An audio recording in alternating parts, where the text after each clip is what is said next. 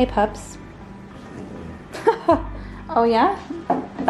This means you want to get pet. Hey, pups. Do you want to show my friends what you do to my house? Yeah? Let's show them. Oh, there you go, Belle. Go to your little... Oh, yep. This is, I mean, how can you get mad? You really can't. It's just some pillows, but, this is their playpen. Yeah, my couch makes my house just look so neat and tidy. Thanks, guys. Thanks, guys. Let's go cook. Okay, Loon?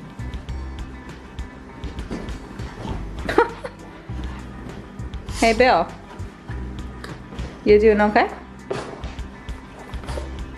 Crazy kids. Hello and welcome to my vlog today. I wanted to do something a little bit different and just have a cooking vlog. I guess that's not so different, but the way that I filmed it was just me in my element in the kitchen. And this was a recipe that I made that was a pretty extensive, long, more complicated type of recipe. I usually don't bring you very complicated recipes because I want to show you how easy it is to create healthy food. But I also thought I want to help you get better at cooking. That is something I'm having so much fun with my one-on-one intuitive eating clients. I have a bunch of different segments of my coaching. Some just focus on tracking their macros, hitting their numbers, and they're good to go. But then I have another segment of clients who really want to learn to eat intuitively, learn how to listen to their body, learn how to choose foods that is going to support their lifestyle, their goals. And so with those clients, they do pay a little bit more because they have access to me all the time. They have my phone number, we text, we send voice memos to each other, and then we also do phone calls. And with a lot of these women, a big part of my coaching them is teaching them how to cook. It surprised me, to be honest, how many of my clients truly do not know how to cook. They have maybe a few things that they're good at or comfortable with cooking, and other than that, cooking things that are out of their normal kind of basic recipes that makes them very anxious. And it's been really fun teaching them, like, this is how you properly make chicken without having to bake it, or making chicken not dry, or this is how you make proper chicken burgers or turkey burgers without having them be dry. It's so much fun for me to educate on cooking. Like, that is my, oh my God, I love it so much. So I've been doing that a lot with my clients, and so I kind of thought it would be fun to bring a more complicated recipe to YouTube, because if you can tackle some more complicated recipes, then cooking gets that much easier. So I wanted to, before we dive into the recipe and into the video, I wanted to give you some of my personal cooking tips that makes my cooking so easy, because truly, to me, it doesn't matter how difficult. I have a client call, so I have to pay attention to the time. It doesn't matter how difficult to me the recipe is. It could be the most difficult recipe that I've ever created in my life, but there are ways that I set myself up to make it just to make it super easy. So one of those ways is, it's called mise en place. I'm not sure if you heard of this. I'm not sure if you watch the cooking channel or Food Network or whatever, but a mise en place means setting in place.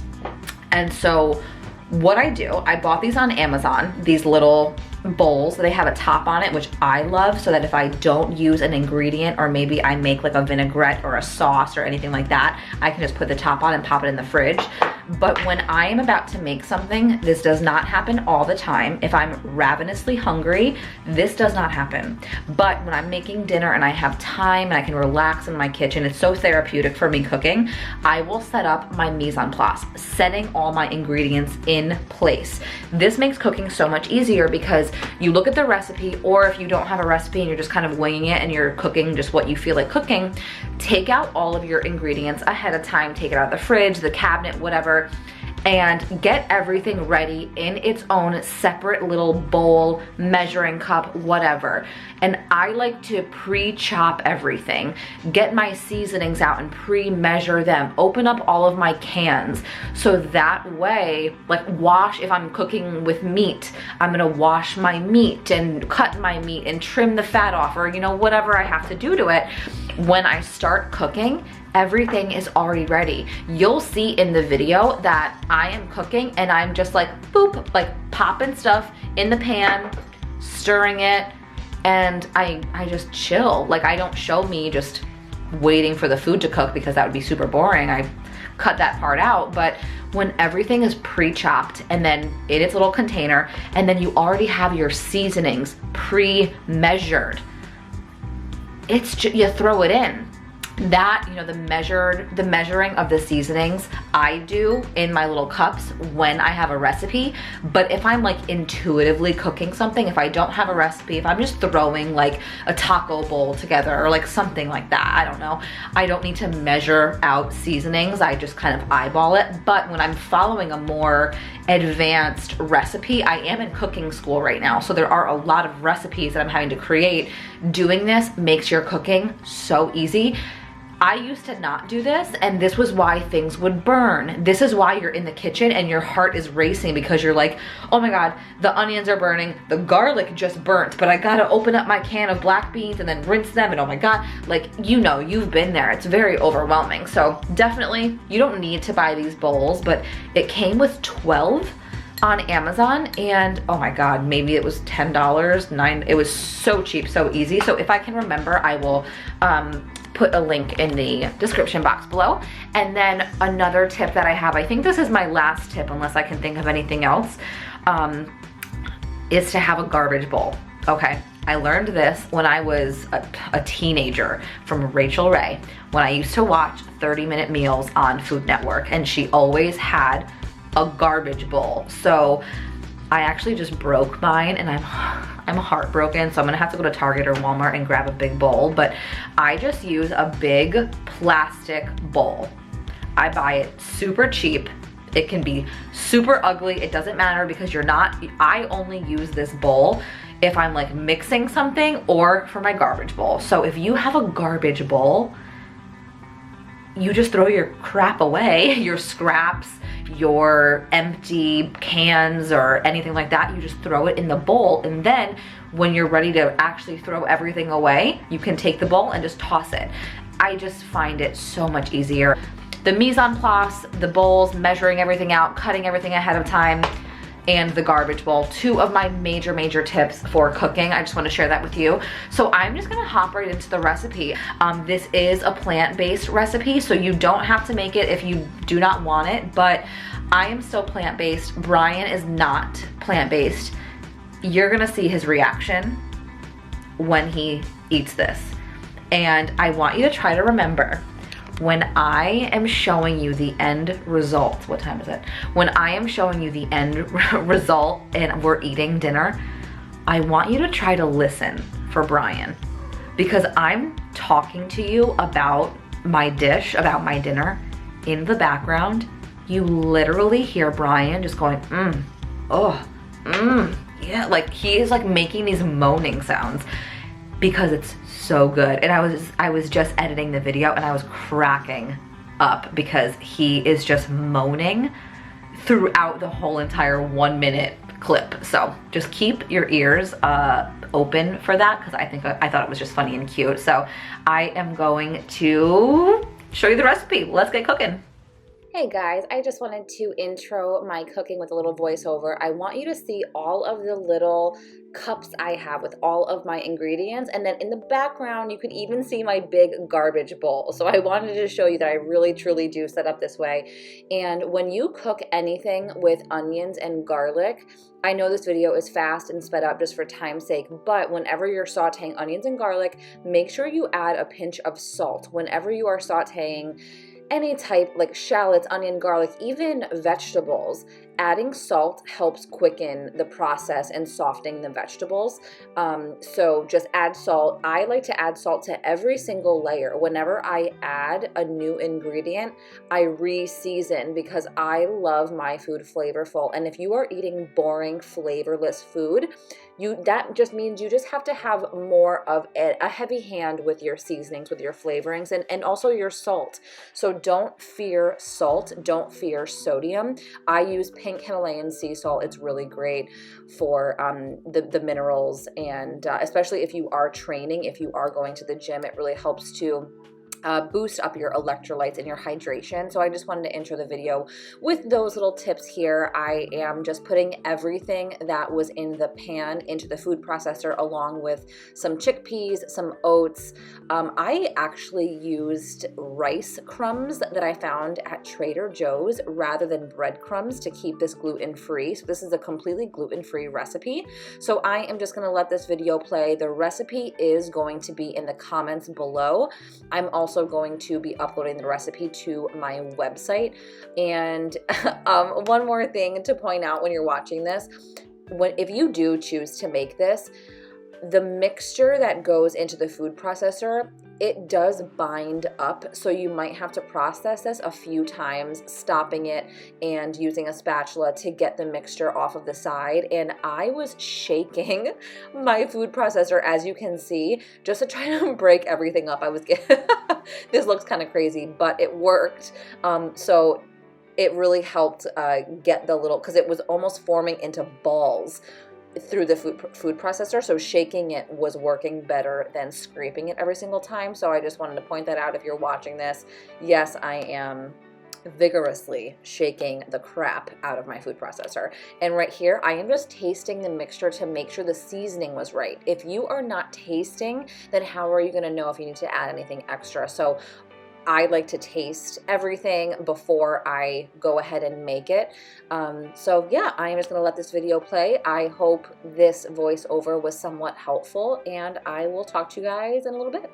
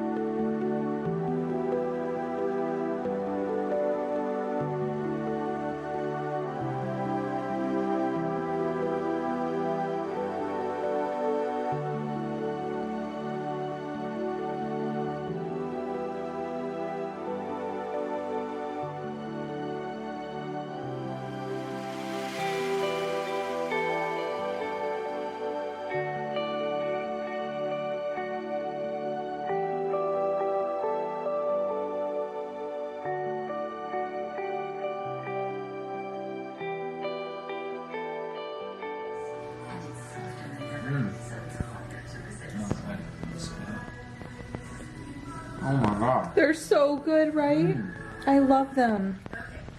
They definitely are like me. Right? And the air fried is the way to go. Hell yeah, and they're still moist in the middle. They are. They're so tasty. Here, take one. No, I'll just have half. Take one. Can you please cut it in half for me? Yep. Oh my god, I gave Brian more meatballs, and now that I tasted it, I'm jealous.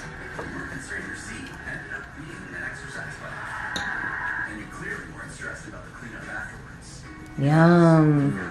This is so good, you guys. I stole some of Brian's pasta just because it wouldn't fit on his bowl. And I'm like, why not? I'm ravenous today because I have been up since 2 a.m. So it's just been a really interesting day. But you love it? So good. Oh, good. I'm going to eat this. I just want to get you guys. Look at the, oh cool, Brian cut it in half so you can see. It has this like crispy texture on the outside, but the inside is super moist. Oh my god, I have so many too that are in the freezer that I can make whenever I want. Yum. Really? Yeah, for real. Oh man, that's so good. Oh, I'm so happy.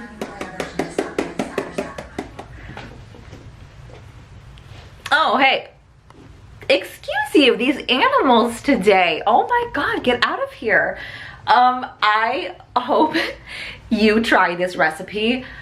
It doesn't look too hard. It really wasn't. You will not have a hard time with this if you set everything up. I will just say that this recipe is one that I really recommend you make ahead of time. So maybe on the weekend or the day before, because the meatballs have to chill in the freezer for about 30 minutes just to set so they're not crumbly. And I chose to air fry them, which only took 12 minutes, 14 minutes. But if you choose to bake them, which you can bake them if you don't have an air fryer, but the baking option takes about 30 to 40 minutes. So just for the whole recipe, I think if you were to do this like after work at like 6 o'clock one night, you wouldn't eat until like 9 o'clock or something. Like I made this a day in advance and then we actually ate it the next day, and I just threw them in the air fryer the next day, and it was the best decision I ever have made because it is a longer recipe. So I just wanted to point that out. But I hope you make this. Brian, it's the next day, and he made an Instagram post about them, about these meatballs. He told all of his coworkers about these meatballs, and he's already asking me if I can take the rest of them out of the freezer so he can have more pasta or make a meatball sub. That's how much this guy loved the meatballs, and he doesn't watch these videos, so I'm gonna say this. We were sitting on the couch after we ate dinner. Maybe it was like 20, 30 minutes after we ate, and he pops off the couch and he goes, oh my gosh, those meatballs are already stimulating my digestion, and he runs to the bathroom, which is a good thing because he's been eating meat, so his digestion has not been as good as when he was plant-based. So he's been having a really kind of uncomfortable stomach after he started to introduce meat again. So he was really happy by these plant-based meatballs because the fiber from the oats and the chickpeas really, it does stimulate your digestion. And for a husband, for a man, I find that they eat less fiber.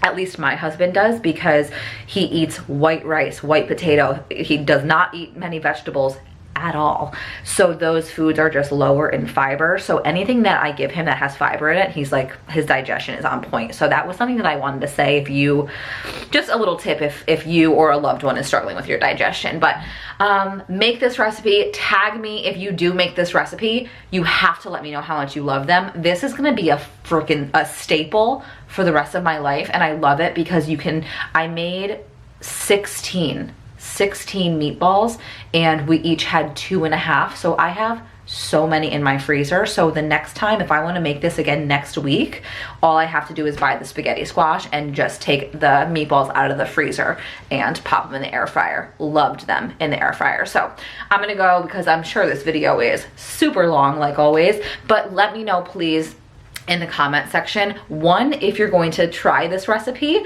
it's so good, and 2, if you like this style of video every once in a while where I just kind of cook, show you a recipe, give you some tips, just because I want to broaden your horizons, your education with cooking, because that's what I truly love to do. But I gotta hop on a call with a client. I will see you in the next vlog. Love you so much. Goodbye.